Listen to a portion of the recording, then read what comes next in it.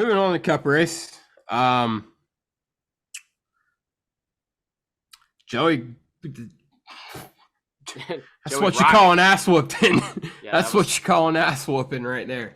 Yeah, that was an ass whooping. He was uncontested. We've been wondering what was going to happen with this next gen car, because obviously in years past, you can go and watch our last year Phoenix Martinsville, which one of those videos where we talked about what they were able to finagle with the championship 4 cars in the week prior to Phoenix to make them the fastest cars on the racetrack above the rest. Yeah.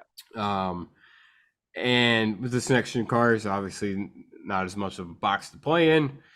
And I think a lot of us, I don't know about you, I think I wanted to see the championship 4 not be 1, 2, 3, 4 because it didn't seem as kind of staged. Not saying it was staged, but we said there was a little bit of help with things they could finagle because they were had a week to fuck with it. Yeah, I mean a week to what's the word I'm looking for, to buff on massage. It. Massage. Thank you. Sorry. To massage on it. They didn't have that this time around. Yeah. And it was almost the opposite. It was the complete opposite. It was too far. Like Joey was uncontested. There was never a race for this championship. What it did show is how important winning that first race of the round of 8 is going to be moving forward. That 2 weeks the 22 team had to prepare for this race, it showed in a massive way how much of an advantage that was. And in years past, it wasn't necessarily as much of an advantage because it was still some of an advantage, but it wasn't as much because they'd already have that car built. It's already ready to go. They would get it back, work on it some more. Now, with the way it is, they had 2 full weeks to prepare for this car, and everybody else had to kind of wait around and see what happened. And they used it to full advantage and just completely teabag the field. Yeah. I'm curious to know if this is like a team specific type of thing, because Joey, we saw this in 2018, gave him a couple weeks to prepare. Obviously, Joey, this year, 2018, they didn't have the speed that maybe the other 3 cars that they were battling for the title had. But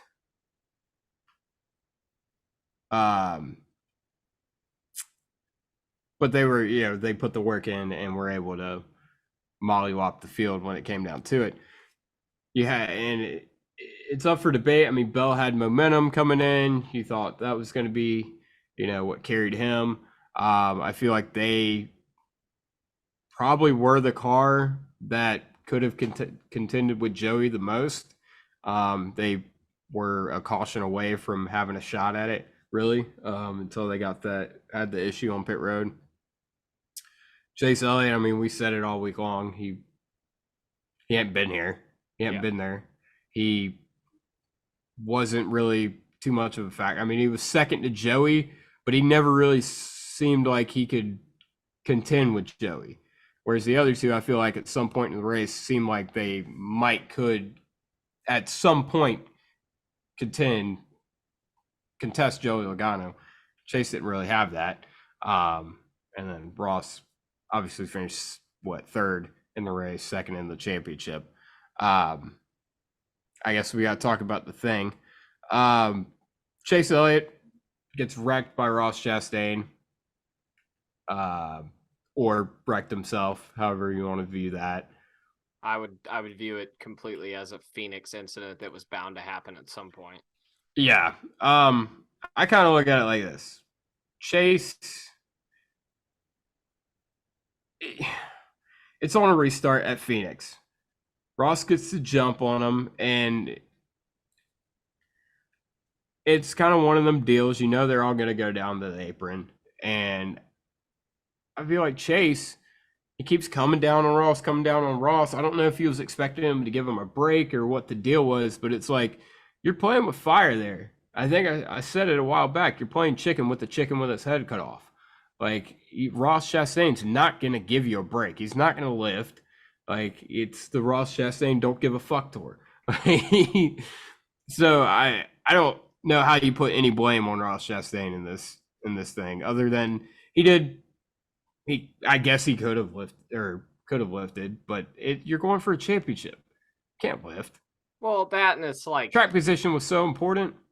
No. I mean, the spotters there. are up there, and the spotters are up there on the straightaway or turn 4, correct? In that area where the grandstands are. So yeah, they're in turn 4, and they've said it's like one of the toughest places to spot. Yeah, I was about to say that's probably the worst angle to look at that too. So I mean, Eddie probably thought he was clear. Let's be real here. Yeah, I mean, we'd have to listen to the end card, but yeah, it's so hard to pass. Like, I don't know, Carlo. That's all I gotta say. Carlo. Like, yeah.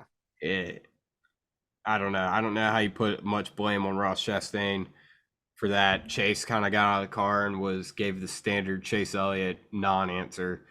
It sounds to me almost like Chase is kind of annoyed by his crew to some extent, because every time it got brought up, he kind of just brushed it off. I don't know.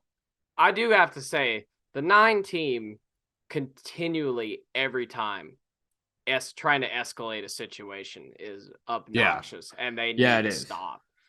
Yeah, every time there's a situation like this where it's not, sometimes it's not even close to being to being the other person's fault. And Chase asked what happened, and they always say, nope, that guy just wrecked you. He flat out 100% took you out on purpose. Yeah. Like, and it's like in a situation like that, dude, like you can't do that. Like you gotta de-escalate the situation. You gotta be the yin to his yang. Like you gotta calm him down when he needs to be calmed down, or rile him up when he needs to be riled up. And in that situation, that's probably not what you want. You don't want to rile him up. Yeah. I mean, they were dead in the water anyway. He hit the wall and car was toast after that.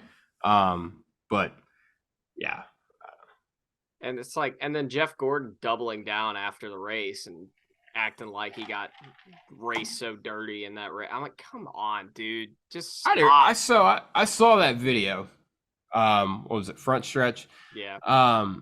I didn't really see a whole lot wrong with what Jeff said. He kind of gave an answer of, I don't think from what I heard, it wasn't like Jeff was saying, oh yeah, Chase doesn't get any respect. It sounded like he was more saying Chase feels like sometimes he doesn't get respect. Well, that's not the time to do it when he wasn't disrespected. Like maybe if that was actually what happened and he feels like saying that, that's fine. I don't think that's the time, because clearly what happened there was a racing incident at a track that I'm shocked that hasn't happened, at least in Cup, yet. Yeah. So and here's how you fix that. You can't go on the dog leg until one lap after the restart. Like there's a fucking yellow. Let's do more ball and strike calls. That is not that much of a ball and strike call. In NASCAR, it'll turn into one immediately. I mean, I guess, but there's a yellow line there. Like, it's not. I feel like it doesn't have to be enforced as strict as the yellow line rule at Daytona and Talladega.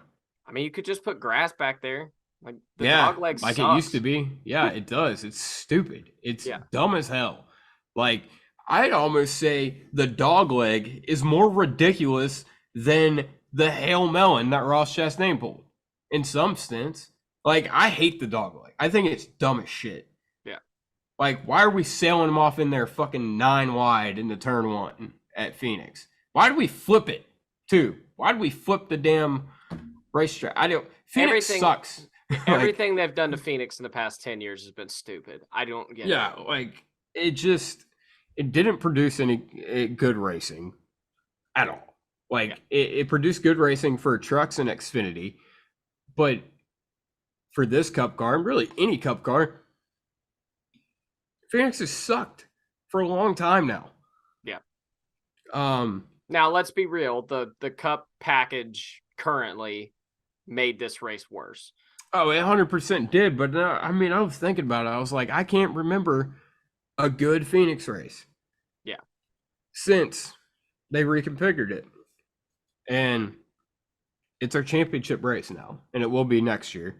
I don't see how it gets renewed as the championship race after next year. It just, the facility looks nice. Caleb, our buddy Caleb, sent me some pictures and some videos from the place. They've done a lot to make it look nice, but it doesn't have that championship feel at all. Like, it doesn't feel important. Like, for whatever reason. One, because the racing is trash. If there was good racing, that would help a lot. But like, I mean, championship 4 guys, they never raced each other the entire day. Yeah. None of them raced each other. Which is, partly to do with the car, but it was a combination of the car and track that just doesn't produce good racing. Anyway, so I don't know. I don't know why we ever. I mean, I know why we left to go to Phoenix, but I'd make the argument if you want to have, if I'm gonna have a track where we have this next gen car that doesn't produce the greatest of racing on short tracks, I'd rather have it in a place like Richmond. At least there you'd have some strategy. I mean, Richmond, both the Richmond races we went to this year, I thought were fine. I thought they were above and beyond way better than this Phoenix race or the spring Phoenix race. And at least we'd have some strategy. It would get all aspects involved. This was Joey got out in front and he was gone the entire day. He one lap, someone other than him, someone in the championship 4 other than Joey was out in front. Wow. Yeah. Like it was just dumb to me watching. The only guy who could keep up with Joey and genuinely probably was a little bit faster was the 12 team, and he couldn't pass him. He tried. Yeah. He tried to pass him, and he could not do it. Well, I feel like he tried to get to him there at the end. I feel like he wasn't trying for a little bit there because of the situation with Ross being kind of within reach. I don't know if that's true either, because he looked fucking mad after the race. Oh well, yeah. I mean, he definitely. Well, he once he turned up the wick, it definitely he got right there, but he couldn't do anything with him. But it's a shame because it was a mid championship race, and it sucks because we had all this hype because of Martinsville and the Hail Melon and all the things that culminated to bring all the outside attention into NASCAR, and we had this wet fart of a race. Yeah, I mean, and I think it was in David's video. He said that the season peaked at Martinsville. I'm like, for a lap, sure. Yeah, 499 before that were about as mid as this race. Well, you kind of.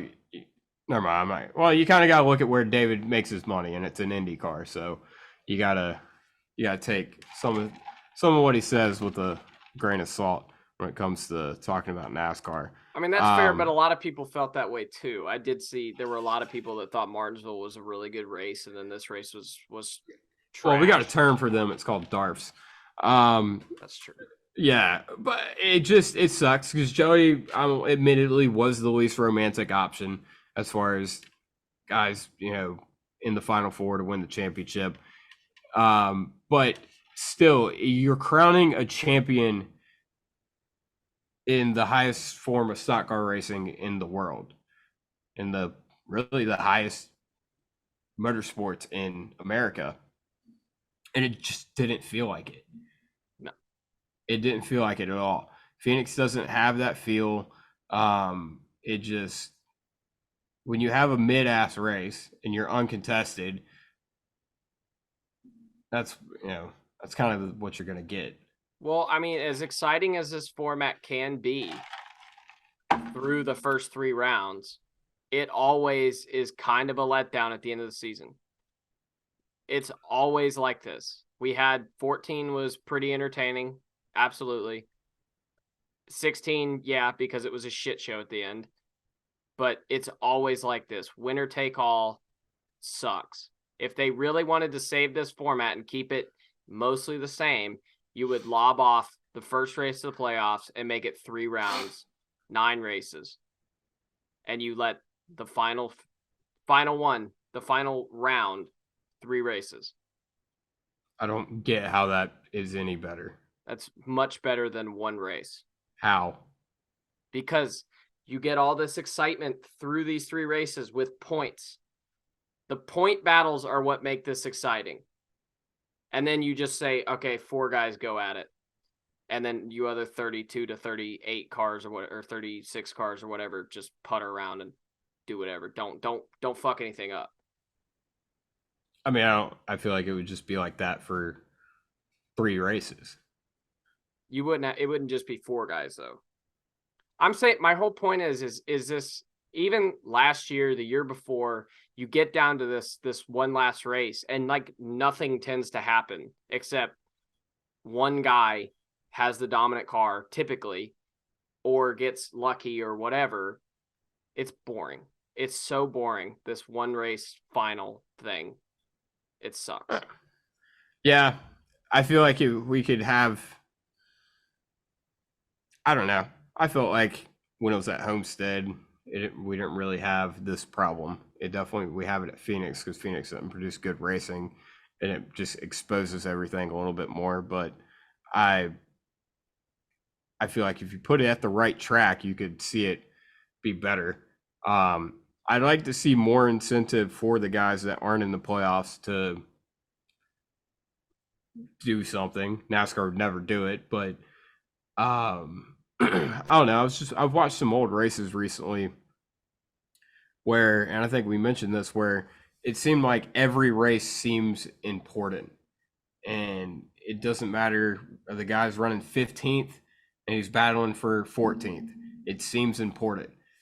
The broadcast, for one, doesn't sell that anything other than these 4 drivers are important, which is a problem. But then also, the other 32 guys on the racetrack don't give a hot shit about getting up there and winning the race because they don't want to screw anything up.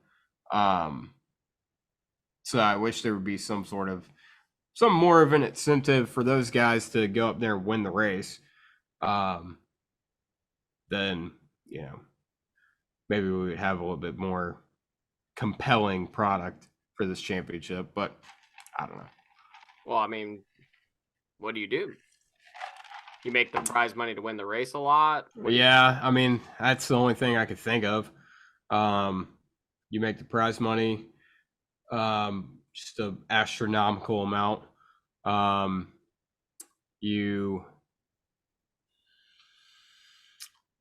I don't know.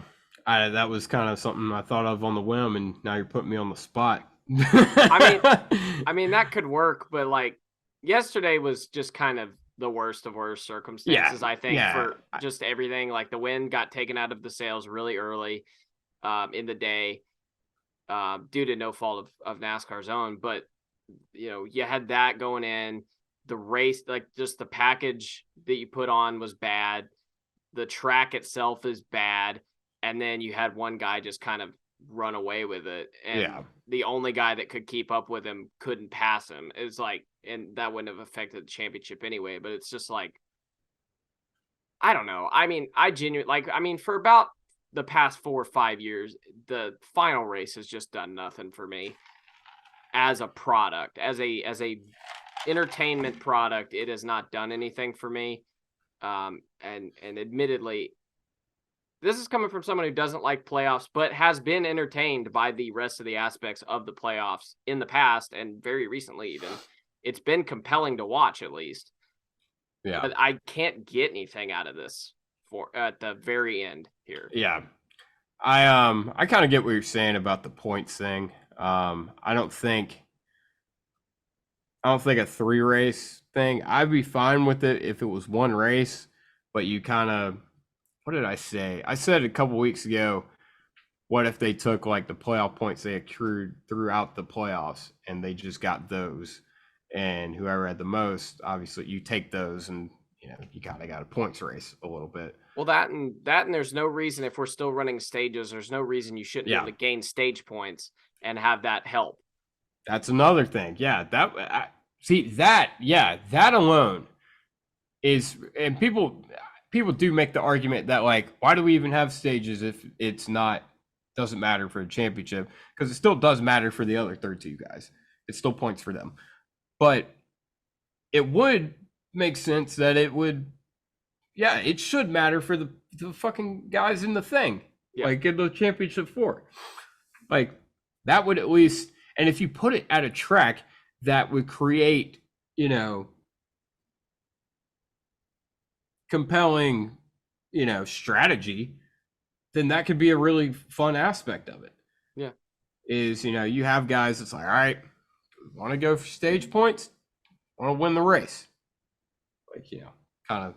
And even then, if you didn't make it as long as they didn't make it, well, if you win the race, it doesn't really matter anyway, because that would kind of ruin that. If they made it like you need to score the most points here, then it'd be like, okay, we have the best car, but we can't finish outside of the top 10 in both stages, win the race, and have the other guy finish first in both stages and finish third. He's gonna outpoint us. Yeah, that would be compelling. I think that'd be far more compelling than just, okay, Joey Logano is definitely going to win this race, barring a mechanical failure. Yeah, and also it makes it to where even if a guy, Christopher Bell, for instance, say he scores a ton of stage points, but he's mired back because of a bad pit stop, him moving through the field actually matters, because it's like, okay, can he get to the point where he gets enough points? Instead of him being like, all right, well, he's 15th. He ain't going to get up there and pass Joey. It's over. How engaging would it be if he's, say, running 15th and they're like, okay, he has to get to 7th and he's getting there and he's trying to get there. And say the guy in 7th is, I don't know, Austin Cindric, Joe Logano's teammate. That's, I think, automatically more interesting. I think we just came to the conclusion that it would make it like the end of a round. Like it would, like, you would have that Martinsville feel where you have to get 2 points. You have to do whatever. Thank God we didn't have a Hail Melon. Yeah. Holy shit. Thank God we didn't have that. It was pretty clear coming into the weekend, you couldn't do it at Phoenix.